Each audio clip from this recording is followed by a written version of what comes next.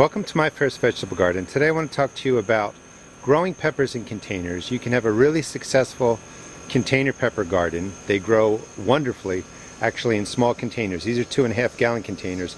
You could even use 5 gallon containers if you wanted to, and the bigger the container, the little bit less work you have to do in managing nutrients and water. But these are 4 kinds of peppers that have been growing in these containers since about May. The first thing that's important is that at any time that you're growing vegetables in containers, you want some sort of saucer or some sort of water reserve system for the plant.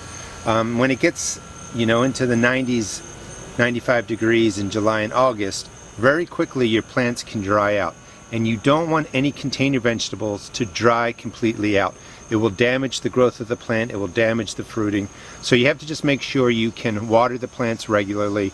And if you can't, I work full-time, I wish I could do this as a full-time job, but you just need to use a couple of saucers. This is a lid from a bagel tray, so I recycled that.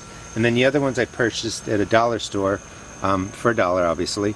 So it doesn't cost a lot of money. And you just fill them up with water, you let them sit in there. If the plant dries out before you can water it, it will pool liquid up from there. Peppers can be grown in 2.5 gallon containers. And this is sort of the proof. These are doing really, really well. This is a Poblano pepper, which is a great grilling pepper. It has very, very mild heat, much less than a jalapeno. And if you grill each side for 3 or 4 minutes, you can actually peel the skin off. That's a little bit hard to digest, and you end up with a great tasting pepper. Down here is my orange habanero, and you can see, about 10, 12 orange habaneros ready to come off. And I used one in a green tomato relish the other day, and it turned out really, really well. This is a Biagio pepper, which is thinner, darker green, and it's a little bit more spicy than a jalapeno, so it does add some heat to your dishes.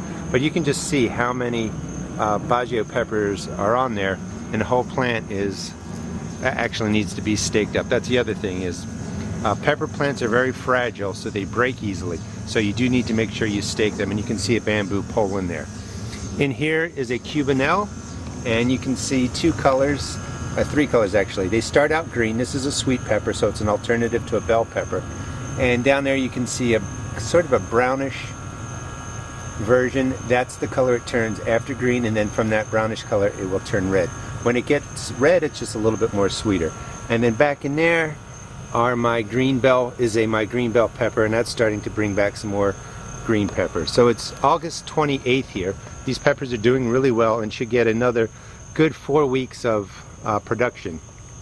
And you can see up top all the flowers that are forming, which is great. That means the peppers will keep coming. But you can really grow peppers in containers. So for all of you that are in zone 7 like me, you can't start your peppers till next year. But you can start thinking about what you might want to grow in a container. Hope you enjoyed this video.